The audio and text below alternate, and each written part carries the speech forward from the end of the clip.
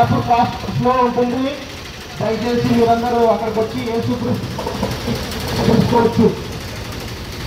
25వ తారీఖున క్రిస్మస్ పర్వదినం కాబట్టి మీరందరూ ఆహ్వానింపబడుతున్న ప్రేమతో మిమ్మల్ని ఆహ్వానిస్తున్నాం. అందరూ వచ్చి